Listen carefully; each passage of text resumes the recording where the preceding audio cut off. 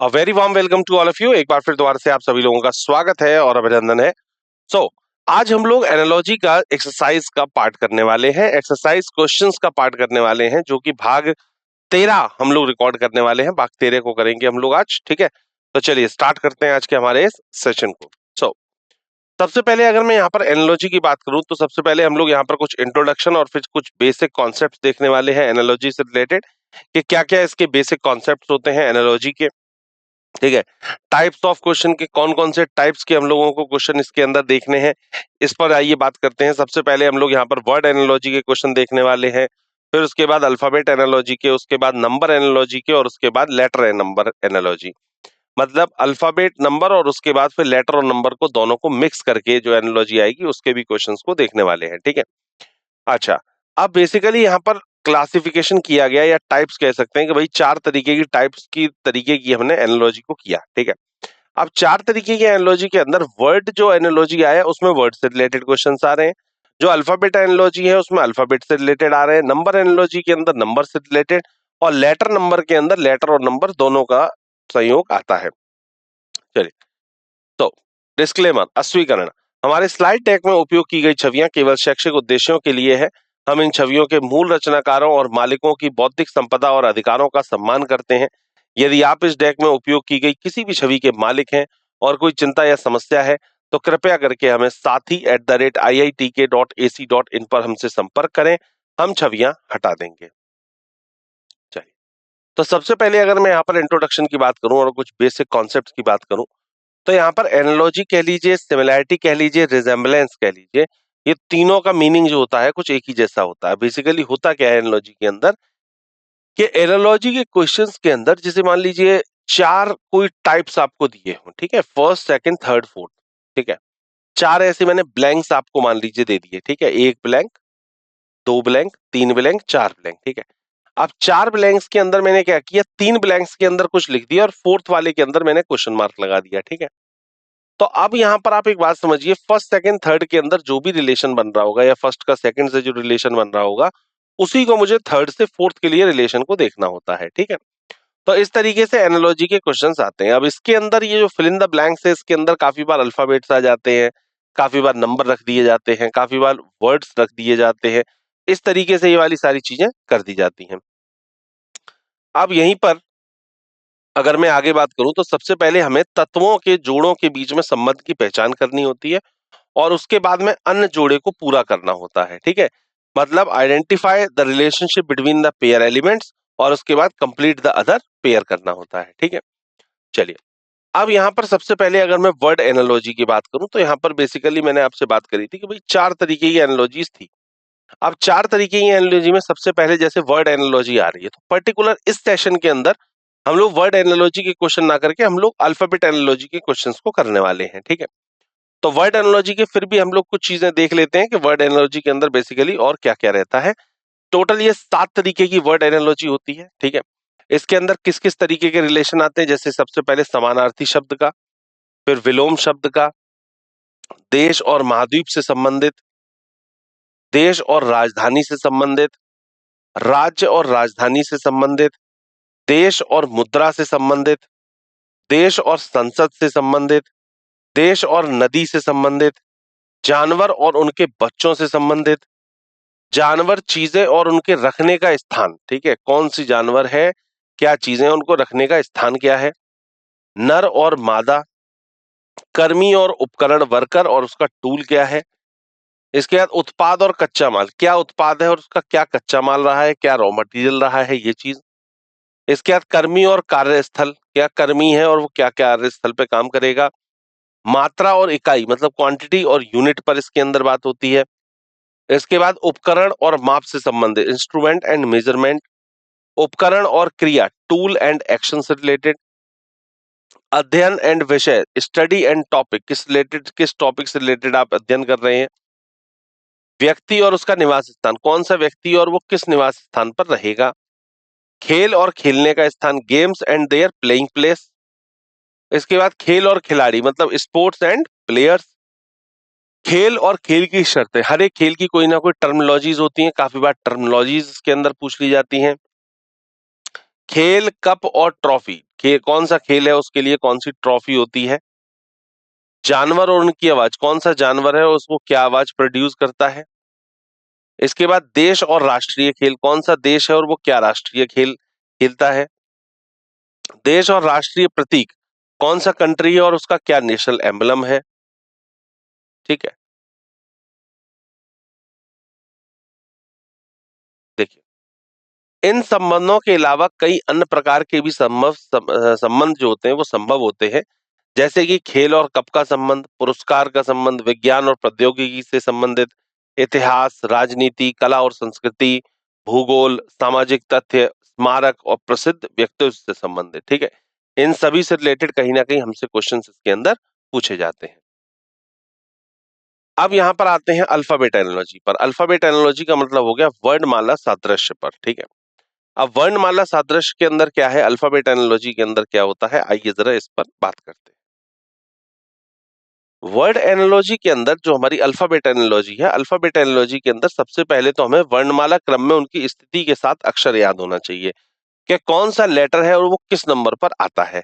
जैसे A1 पर आ रहा है, B2 पर, C3 पर, D4 पर, E5 पे, F6 पर, G7 पर, H8 पर, सभी का कोई ना कोई प्लेस वैल्यू है, तो वो प्लेस वैल्यू हमको लर्न होना चाहिए। प्लेस वैल्यू का मतलब कि वो कौन सा है और वो किस स्थान पर आता है।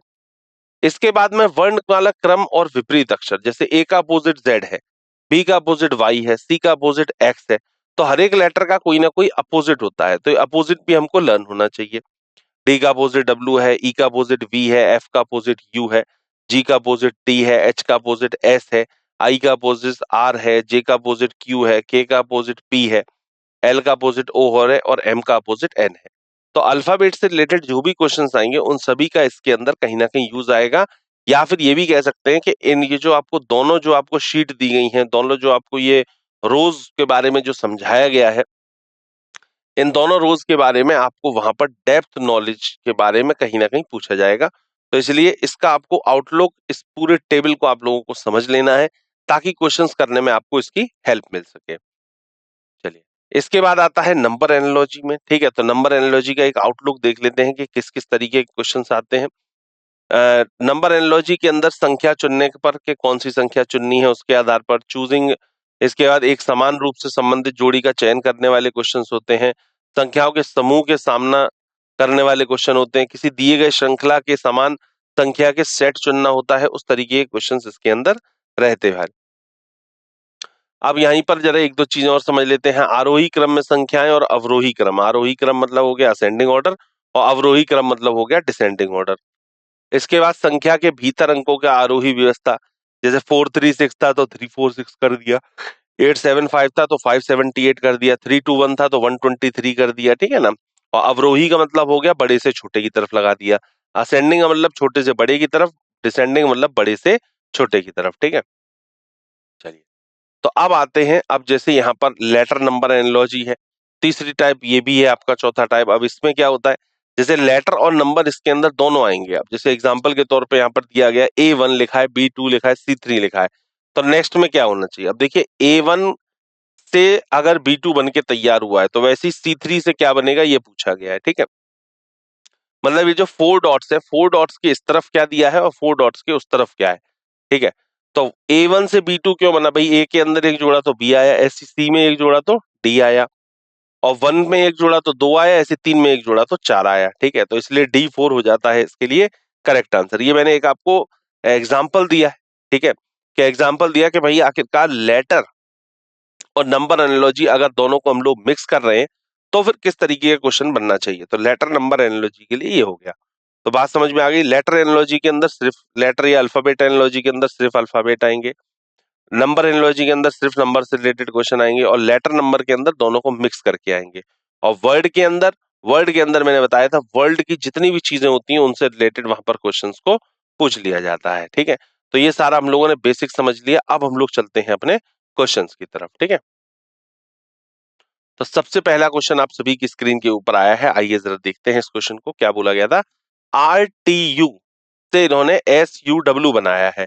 अब बोला गया कि CEF से क्या बन के तैयार होगा, क्वेश्चन मार्क लगा हुआ है। ऑप्शंस आपको ऑलरेडी दिए हुए हैं।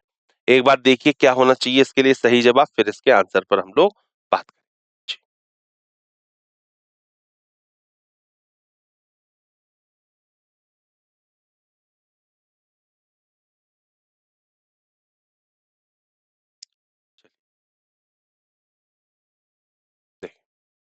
भाई सिंपल सी बात है, यहाँ पर आर में एक जोड़ा तो एस आया, टी में एक जोड़ा तो यू आया और यू में दो जोड़ा तो डब्ल्यू आया। ठीक है, तो अवधारणा वही 12.2 का यूज करते हुए हमने क्वेश्चन को किया है। अब सी एफ से डी एफ एच बनेगा, वो कैसे बनेगा? सी में एक जोड़ा तो डी, ई में एक जोड़ा तो एफ और एफ में दो जोड़ा तो एच, तो डी एफ एच ये बन के तैयार हो गया। तो इसके लिए D option D F H बिल्कुल सही है, इसके लिए परफेक्ट आंसर है, राइट आंसर है डी एफ एच, एकदम सही जवाब, बिल्कुल परफेक्ट आंसर। ठीक है, चलिए अगला क्वेश्चन आया है स्क्रीन के ऊपर, क्या है आइए पढ़ते हैं। क्यू पी आर एस लिखा था और इससे इन्होंने टी यू डब्ल्यू वी बनाया है, तो पूछा गया जे आई के एल से क्या बन के तैयार होने वाला है। ठीक है, ऑप्शंस आपको ऑलरेडी दिए हुए हैं, ये कौन कौन से ऑप्शन इसके लिए होने चाहिए। ठीक है, एक बार देखिए, सबसे पहले लॉजिक पता करिए कि फर्स्ट से सेकंड के अंदर क्या लॉजिक बैठ रहा है, वही लॉजिक को उठा करके जे आई के एल के अंदर आप लोग पुट कर देंगे, आपका आंसर निकल के आ जाएगा। ठीक है, एक बार ट्राई करें, फिर इसकी क्वेश्चन के आंसर के ऊपर बात करते हैं जी।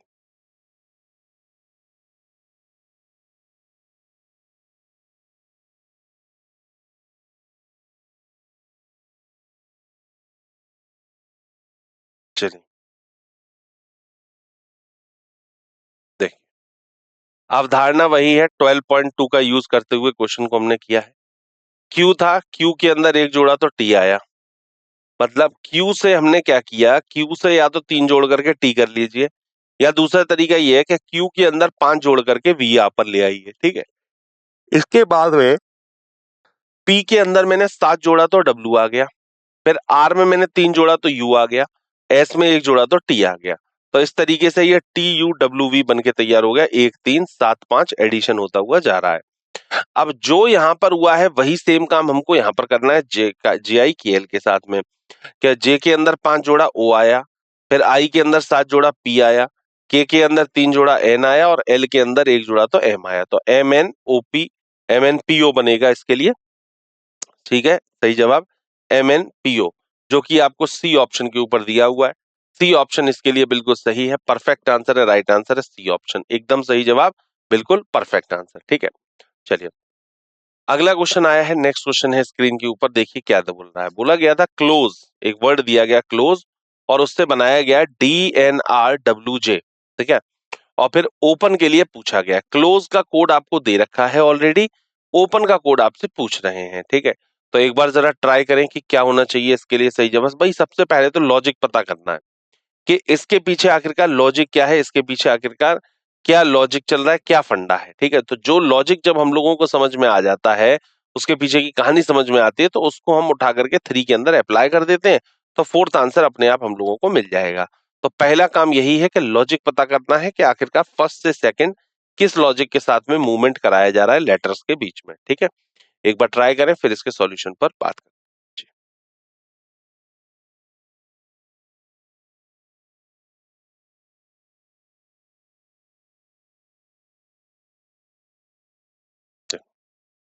क्लोज था, आइए देखिए, अवधारणा वही 12.2 का यूज करते हुए क्वेश्चन को किया गया। सी में एक जोड़ा डी आया, एल में दो जोड़ा एन आया, ओ में तीन जोड़ा तो आर आया, एस में चार जोड़ा तो डब्ल्यू आया और ई में पांच जोड़ा तो जे आया, तो D N R W J इस तरीके से बना है। और लॉजिक क्या चला है, एक दो तीन चार पांच एडिशन होता हुआ जा रहा है। अब जो काम हमने क्लोज के साथ में किया है, यही काम हम लोग करेंगे ओपन के साथ में। अच्छा एक बात देखिए, क्लोज के अंदर टोटल पांच लेटर हैं, ओपन के अंदर चार लेटर हैं, तो उस बात से फर्क नहीं पड़ता है। अगर हमें पांच करने थे तो हम प्लस पांच तक गए। अगर मान लीजिए अगला कोई ऐसा वर्ड आता, ओपन की जगह पर कोई एक ऐसा वर्ड होता जिसमें छह लेटर होते, तो एक दो तीन चार पांच छह तक हम लोग एडिशन करते। ठीक है, लेकिन नेक्स्ट वाले में क्या किया गया, एक कम कर दिया गया, तो हम सिर्फ चार तक ही ऐड करेंगे। तो ओ में एक जोड़ा तो 16 आया, पी में दो जोड़ा तो आर आया, ई में तीन जोड़ा तो एच आया और एन में चार जोड़ा तो आर आया, तो पी आर एच आर आ गया, पी आर एच आर, जो कि सी ऑप्शन के ऊपर दिया हुआ है। सी ऑप्शन इसके लिए बिल्कुल सही है, परफेक्ट आंसर है, राइट आंसर है सी ऑप्शन, एकदम सही जवाब, बिल्कुल परफेक्ट आंसर। ठीक है, चलिए अगला क्वेश्चन है फोर्थ नंबर, क्या बॉटल लिखा हुआ है और बॉटल से कोड बना करके तैयार किया गया, पूछा गया है कि फील्ड के लिए क्या कोड होना चाहिए। ठीक है, बॉटल का दिया हुआ फील्ड का पूछा गया है। तो सबसे पहले तो इससे देखिए कि बॉटल से ये किस तरीके से बन रहा है। और जो इसमें बन रहा होगा उसी लॉजिक को हम लोग फील्ड के अंदर अप्लाई कर देंगे। ठीक है, तो एक बार ट्राई करें इसको, फिर इसके सॉल्यूशन पर हम लोग बात करते हैं। ठीक है जी,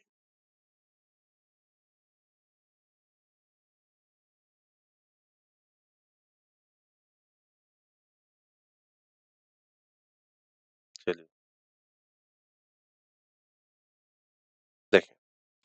देखो बॉटल लिखा था, बॉटल में क्या हो रहा है, जैसे बी के अंदर मैंने एक जोड़ा तो सी आया, फिर ओ में दो जोड़ा तो क्यू आया, फिर टी में तीन जोड़ा तो डब्ल्यू आया, फिर टी में चार जोड़ा तो एक्स आया, फिर एल में पांच जोड़ा तो क्यू आया, और फिर ई में छह जोड़ा तो के आया। तो C Q W X Q K ये निकल के आ गया है। ठीक है, तो बेसिकली हुआ क्या, 1 2 3 4 5 6 ये हमने ऐड करते हुए गए हैं, मतलब एक एक स्टेप आगे बढ़ते हुए गए और सबके अंदर एक एक नंबर बढ़ाते चले गए एडिशन के फॉर्मेट में। पहले एक, फिर दो, फिर तीन, फिर चार, और उसके बाद पांच, और उसके बाद छह। ठीक है, अब यही सेम काम कर देंगे हम लोग फील्ड के साथ में। कैसे भाई, एफ के अंदर एक जोड़ा तो जी आया, आई में दो जोड़ा तो के आया, एल में तीन जोड़ा तो ओ आया, एल में चार जोड़ा तो पी आया, ई के अंदर पांच जोड़ा तो जे आया, और डी के अंदर छह जोड़ा तो जे आया। तो ये आ गया GKOPJJ, GKOPJJ। तो मतलब ए ऑप्शन इसके लिए बिल्कुल सही है, परफेक्ट आंसर है, राइट आंसर है। ए ऑप्शन बिल्कुल सही है, परफेक्ट आंसर है, राइट आंसर है, एकदम सही जवाब। ठीक है, चलिए अगला क्वेश्चन आया है फिफ्थ नंबर, देखें जरा इसको। बोला गया था HCM से FAK बनाए तो SGD से क्या बन के तैयार होगा। ठीक है, तो HCM से लिखा हुआ SGD से पूछा गया है। ठीक है, एक बार देखिए कि क्या लॉजिक होना चाहिए इस क्वेश्चन के पीछे, क्या फॉर्मेटिंग चल रही है, कितना एडिशन चल रहा है, या कुछ घटाया जा रहा है, अल्फाबेट्स में भी कुछ ना कुछ प्लस माइनस चल रहा होगा। तो एक बार देखिए और फिर इसके सॉल्यूशन पर हम लोग बात करेंगे।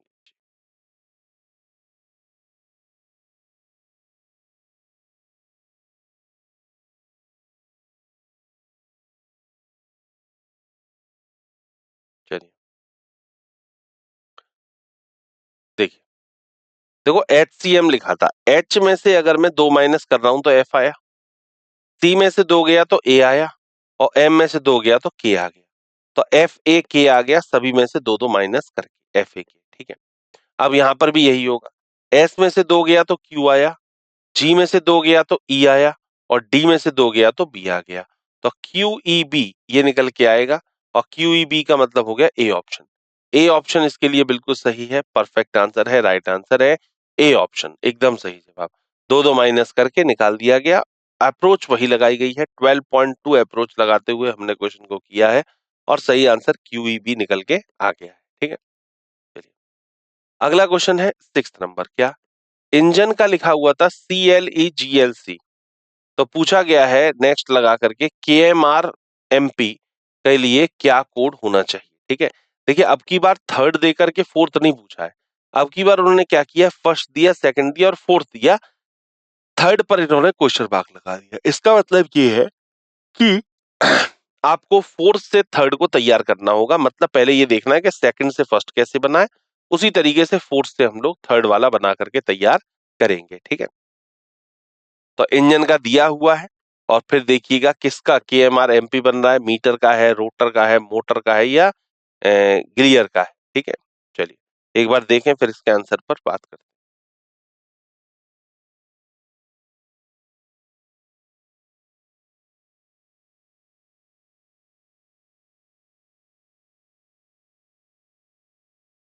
चलिए ये देखिए, अवधारणा 12.2 का यूज करते हुए क्वेश्चन को किया गया। ई में से दो गया सी आया, एन में से दो गया एल आया, जी में से दो गया ई आया, आई में से दो गया जी आया, एन में से दो गया एल, और ई में से दो गया तो सी आया। तो इस तरीके से ये यहाँ पर बन करके तैयार हो गया, सभी में से -2 किया गया। अब ऐसी मोटर में से भी -2 होगा, एम में से दो जाएगा तो के, ओ में से दो जाएगा तो एम, टी में से दो जाएगा तो आर, ओ में से दो जाएगा तो एम, और आर में से दो गया तो पी। तो KMRMP ये बनेगा। तो ये किससे बना है, ये बना है मोटर से बन के तैयार हुआ है। तो मोटर इसके लिए बिल्कुल सही जवाब है, जो कि सी ऑप्शन के ऊपर आपको दिया हुआ है। तो सी ऑप्शन मोटर एकदम सही जवाब, बिल्कुल परफेक्ट आंसर, राइट आंसर, बिल्कुल सही। ठीक है, चलिए अगला क्वेश्चन है 7th नंबर, क्या दिया हुआ है पढ़िए जरा। मैड MAD से बना है JXA, तो रन से पूछा गया है। मैड और JXA का दिया हुआ था, रन से पूछा गया था, ठीक है। चलिए एक बार ट्राई करें इस क्वेश्चन को, फिर इसके सॉल्यूशन पर बात करें।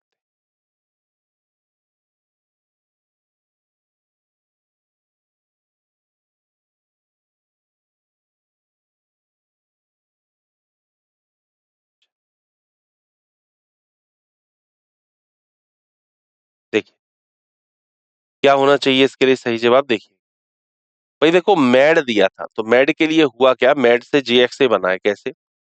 भाई M में से 3 गया तो J आया, A में से 3 गया तो X आया। कैसे, क्योंकि 24, 25, 26, 27, मतलब जब लेटर्स हमारे Z पे जाकर के फिनिश हो जाते हैं तो वापस A जो होता है वो वहीं से ही स्टार्ट हो जाता है 27वें नंबर पे। मतलब 27 पे A आ गया, 28 पे B आ गया, 29 पे C आ गया, 30 पर 4D आ गया। इस तरीके से ऐसे फॉर्मेटिंग चलती रहती है, ठीक है। तो यहाँ पर क्या हुआ, M में से 3 घटाया, फिर A में से 3 घटाया और फिर D में से 3 घटाया, तो JX से ये बन के तैयार हो गया था। अब यही सेम रूल, इसी अप्रोच को सेम हम लगा देंगे रन के अंदर। R में से 3 गया O आया, U में से 3 गया R आया और N में से 3 गया तो K आ गया। तो ORK एकदम सही है, जो कि इसके डी ऑप्शन के ऊपर दिया हुआ है। परफेक्ट आंसर है, राइट आंसर है डी ऑप्शन, एकदम सही जवाब, बिल्कुल परफेक्ट आंसर है, सही जवाब है, ठीक है। चलिए अगले क्वेश्चन पर मूव करते हैं। अगला क्वेश्चन है 8th नंबर, क्या इसमें लिखा हुआ था EJOT से क्या बन के तैयार होगा। मतलब फर्स्ट दिया है, सेकंड गायब कर दिया है, इसके बाद थर्ड और फोर्थ आपको दिया हुआ है, ठीक है। तो सबसे पहले तो आपको ये पता करना है कि भाई YDIN से VAFK कैसे बन रहा है, और जो यहाँ पर लॉजिक लग रहा होगा वो EJOT के अंदर आप अप्लाई कर दो, ठीक है। चलो एक बार देखो इस क्वेश्चन का क्या होना चाहिए सही जवाब, फिर इसके आंसर पर बात करें।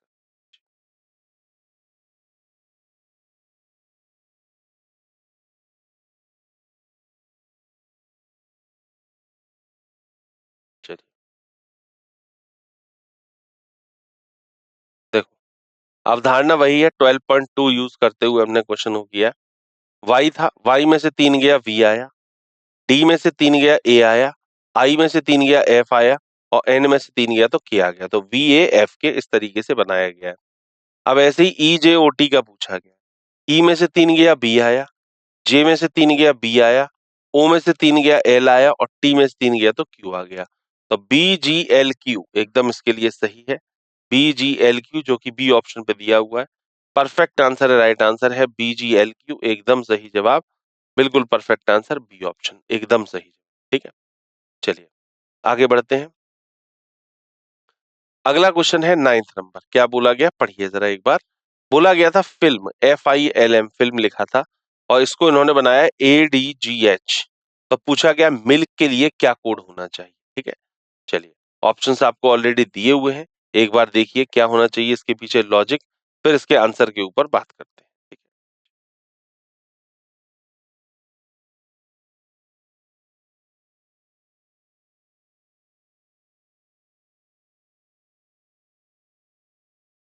चलिए, देखिए भाई जैसा कि दे रखा था आपको फिल्म, तो फिल्म में से क्या किया, F में से 5 गया तो A आया, I में से 5 गया D आया, L में से 5 गया G आया और M में से 5 गया तो H आया, ठीक है। तो ADGH, अब इस तो ये ADGH निकल के आ गया, ठीक है, ADGH। अब यहाँ पर बोला गया था, अब यही सेम काम हम लोग मिल्क के साथ में करेंगे। M में से 5 घटाएंगे H आएगा, I में से 5 घटाएंगे D आएगा, L में से 5 गया G आया और K में से 5 गया तो F आया। तो 8476 का मतलब हो गया HDGF, बिल्कुल सही है। और HDGF जो है वो सी ऑप्शन पे दिया हुआ है, इसका मतलब सी ऑप्शन आपके इसके लिए परफेक्ट आंसर है, राइट आंसर है, बिल्कुल सही जवाब सी ऑप्शन, एकदम सही। अगला क्वेश्चन है 10th नंबर, क्या कह रहे हैं आइए समझिए। दिया हुआ था नीडल, अब नीडल से इन्होंने क्या किया, MFDEKF बनाया है। तो पूछा गया बकेट का कोड क्या होना चाहिए, ठीक है। तो नीडल का दिया हुआ है, बकेट के लिए पूछा गया है, ऑप्शंस आपको दिए हुए हैं। सोचिए एक बार नीडल से कैसे ये बन के तैयार हो रहे हैं, क्या इसके पीछे का लॉजिक है, फिर इसके आंसर के ऊपर बात करें। जी,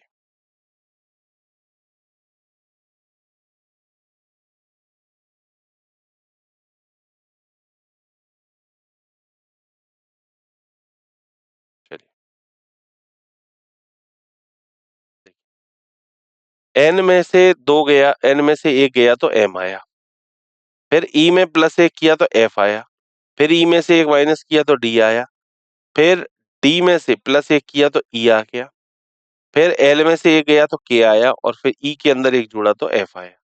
तो बेसिकली हो क्या रहा है, -1 +1 -1 +1 -1 +1 और एक-एक स्टेप आगे बढ़ते हुए जा रहे हैं। अब इसी तरीके से सेम होना चाहिए बकेट के साथ में। बी में से ए घटाएंगे तो ए, सबसे पहले -1 से शुरुआत करनी है, 1 माइनस किया ए आया, फिर यू में +1 किया तो बी आया, फिर सी के अंदर -1 किया तो बी आया, फिर के अंदर +1 किया तो एल आया, फिर ई के अंदर -1 किया तो डी आया और टी के अंदर +1 किया तो यू आ गया। तो ये हो गया A V B L D U, A V B L D U. तो इसके लिए सी ऑप्शन बिल्कुल सही है, परफेक्ट आंसर है, राइट आंसर है सी ऑप्शन, एकदम सही जवाब, बिल्कुल परफेक्ट आंसर। ठीक है, चलिए अगला क्वेश्चन है 11th नंबर। क्या गोट लिखा हुआ था, गोट के लिए बोला गया DQYW बना हुआ है, तो पूछा गया ट्रेस के लिए क्या होना चाहिए, TRES के लिए क्या होना चाहिए। ऑप्शंस दिए गए थे HUMO, PSBU, RSDW या QTCV। ठीक है, एक बार देखिए क्या होना चाहिए इसके पीछे लॉजिक, फिर इसके आंसर के ऊपर बात करते हैं।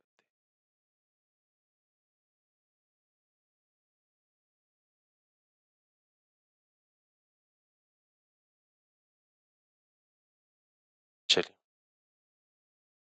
आइए देखिए भाई, गॉट का लिखा हुआ था, जी में से 3 गया तो डी आया, ओ में +2 किया तो क्यू आया, ए में -2 किया वाई आया और टी में 3 जोड़ा तो डब्ल्यू आया। ठीक है, तो बेसिकली क्या हुआ, -3 +2 -2 +3। लॉजिक देखिए क्या है, -3 फिर +2 फिर -2 और फिर +3। ठीक है, अब यही इसके सेम काम करेंगे आप लोग ट्रेस के साथ में।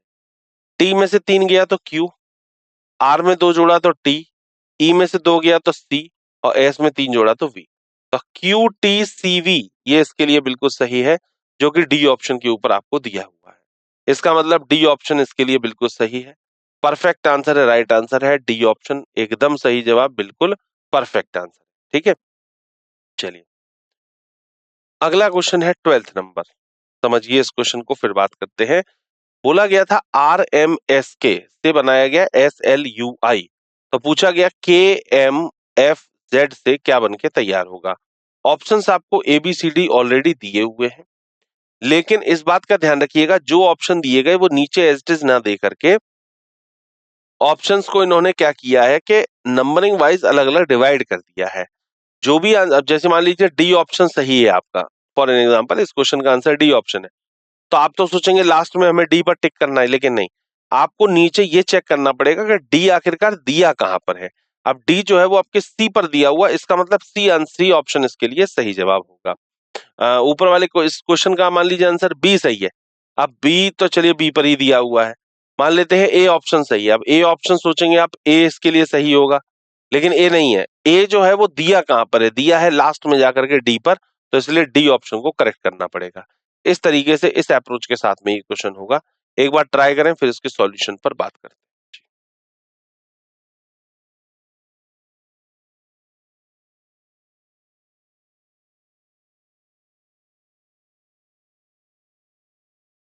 चलिए, देखिए भाई RMS के लिखा हुआ था, आर में 1 जोड़ा तो एस आया, एम में 1 घटाया तो एल आया, एस में 2 जोड़ा तो यू आया और के में 2 जोड़ा तो आई आया। तो SLUI निकल के आ गया, इसके लिए बिल्कुल सही है। +1 -1 +2 -2। अब ऐसे ही होगा यहाँ पर कैसे, +1 -1 +2 -2। के में 1 जोड़ा तो एल, एम में 1 घटाया तो एल, एफ में 2 जोड़ा तो एच और जेड में 2 जोड़ा तो 2 घटाया तो एक्स। तो LLHX बिल्कुल इसके लिए सही होगा। और ये जो दिया हुआ है LLHX, ये कहां पर दिया हुआ है, ये आपको दिया हुआ है डी ऑप्शन पे। अब डी दिया कहां पर है, डी दिया है सी ऑप्शन पे, तो इसका मतलब सी ऑप्शन इसके लिए बिल्कुल सही होगा। अप्रोच वही लगाई गई है, 12.2 अप्रोच लगा करके क्वेश्चन को सॉल्व किया गया है और सही आंसर हमने प्राप्त किया है। ठीक है, चलिए अगला क्वेश्चन है 13th नंबर। क्या बोला गया था AFHO से हमने बनाया CHFM, तो बोला गया GBDJ से क्या बन के तैयार होगा। ठीक है, ऑप्शंस आपको दिए हैं GBIM, GBLD, GBLD या फिर IDBH। ठीक है, एक बार देखिए क्या होना चाहिए इसके लिए सही जवाब, फिर इसके आंसर पर बात करते हैं।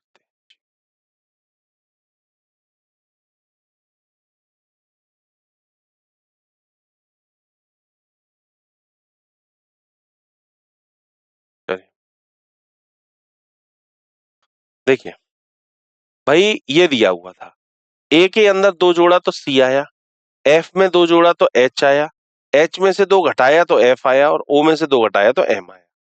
तो प्लस टू माइनस टू ये हो गया। अब ऐसी जीबीडीजे, जी के अंदर प्लस टू करेंगे तो आई आएगा, बी में दो जोड़ेंगे तो डी आएगा, डी में दो घटाएंगे तो बी आएगा, और जे में दो घटाएंगे तो एच आएगा। तो आई डी बी एच निकल के आएगा इसके लिए सही जवाब, और I D B H D option पे दिया हुआ है, इसका मतलब डी ऑप्शन इसके लिए बिल्कुल सही है। परफेक्ट आंसर है, राइट आंसर है डी ऑप्शन। ठीक है, अप्रोच कॉन्सेप्ट वही लगाया गया है 12.2, 12.2 अप्रोच लगाते हुए हमने इस क्वेश्चन का अपना आंसर प्राप्त कर लिया है। ठीक है, चलिए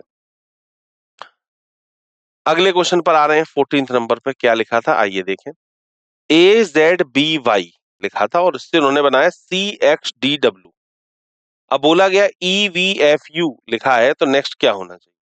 तो आप ये देखें, अगर ABCD को अगर आप देखते जाए, इसमें अपोजिट भी हो रहा है और फिर लेटर लेटर आगे भी बढ़ रहे हैं दो दो करके, और प्लस उसके बाद अपोजिट भी हो रहा है, दो बढ़ता है फिर अपोजिट कर लेता है, दो बढ़ता है फिर अपोजिट कर लेता है। ठीक है, नेक्स्ट वाले के लिए। और ऐसे देखा जाए विद इन द ब्लॉक के अंदर, तो हर एक बार एक एक लेटर आगे बढ़ता हुआ जा रहा है और अपोजिट करता हुआ जा रहा है। ठीक है, चलिए एक बार ट्राई करें इस क्वेश्चन को, फिर इसके सॉल्यूशन पर बात करते हैं।